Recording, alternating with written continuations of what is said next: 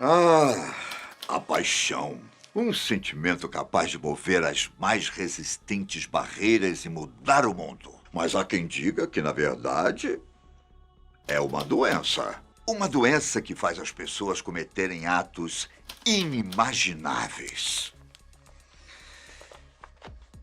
Digamos que esse é o caso de uma lenda muito popular nas regiões centro-oeste e sudeste do Brasil. Sobretudo na cidade de Catalão, em Goiás. Essa é daquelas histórias que não se sabe muitos detalhes a respeito, mas que ela continua sendo contada de geração em geração. A versão que eu vou te contar hoje é uma que havia se perdido no tempo. Por causa disso, não se assuste se você não reconhecê-la.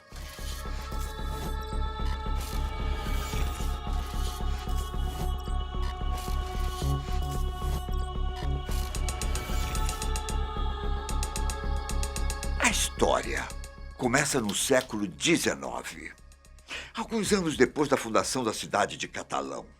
Como você deve imaginar, a população não era grande como é hoje em dia, mas havia pessoas o suficiente que testemunharam os acontecimentos e os passaram para frente. Em meio ao povo, havia uma família muito rica, dona de grandes áreas de terra e que exercia certa influência local. O nome da família não é conhecido. E há quem diga que ele foi apagado da história como forma de não manchar a reputação e os negócios. Seja como for, podemos dizer que enquanto o patriarca tinha muita sorte nos negócios, o mesmo não acontecia em sua vida pessoal. O maior sonho dele era ter um filho.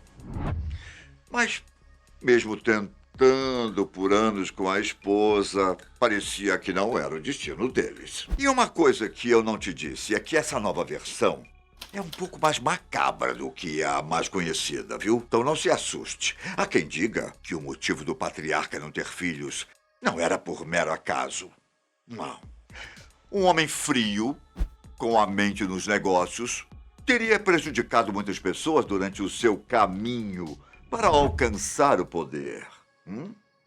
E uma dessas pessoas prejudicadas era um fazendeiro vizinho, que acabou perdendo sua casa durante uma disputa territorial. Desiludido com a perda de tudo o que tinha e sem saber o que fazer, esse fazendeiro não aguentou a dor e se enforcou em uma árvore na periferia da cidade. E talvez essa árvore esteja lá até hoje, com a marca da corda em um dos seus galhos, feita pelo peso do corpo ao ficar suspenso no ar. Só que esse homem não teria morrido sem antes deixar uma espécie de maldição.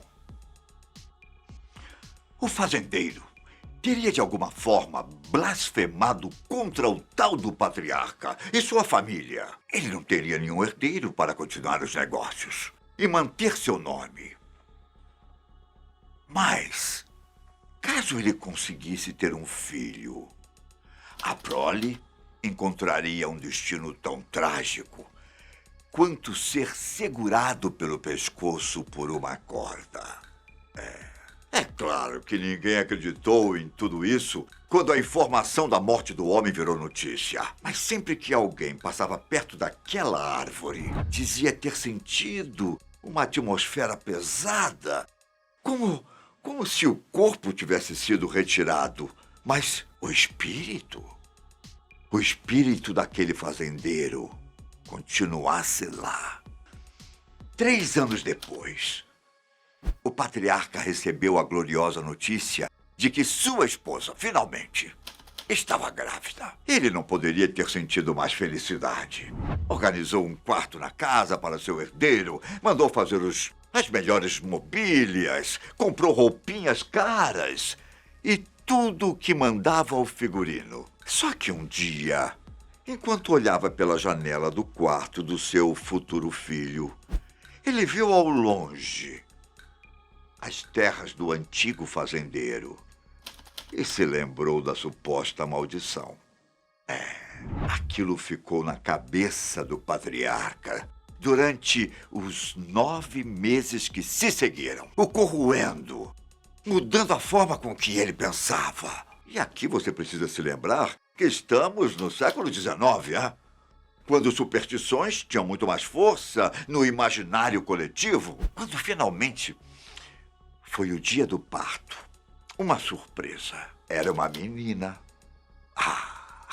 Alguns dizem que ela recebeu o nome de Maria, outros dizem que era Madalena, enfim.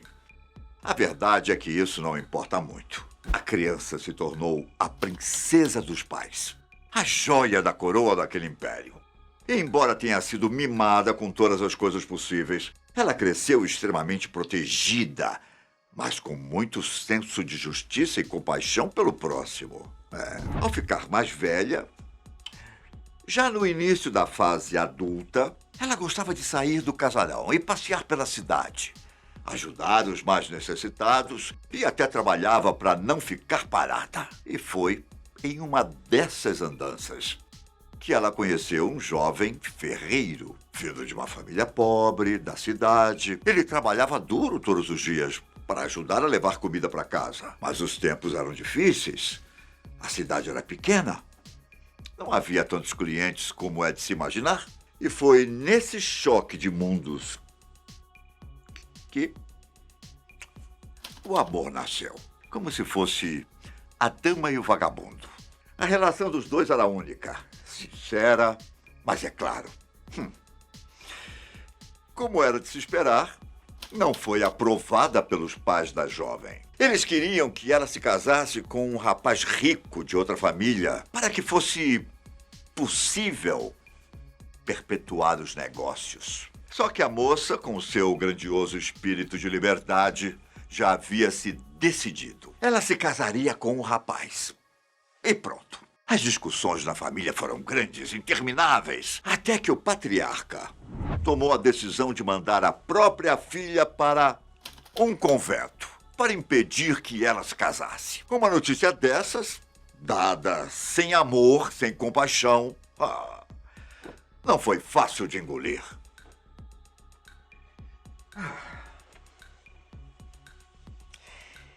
Era verdadeiro o que os dois sentiam.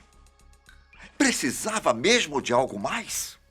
A jovem não aceitou que decidissem seu destino no lugar dela. Se fosse para definir o que aconteceria em seu futuro, que fosse ela responsável pela decisão, sem avisar ninguém, e deixando apenas uma carta para o seu grande amor, ela pegou um cutelo durante um jantar em família.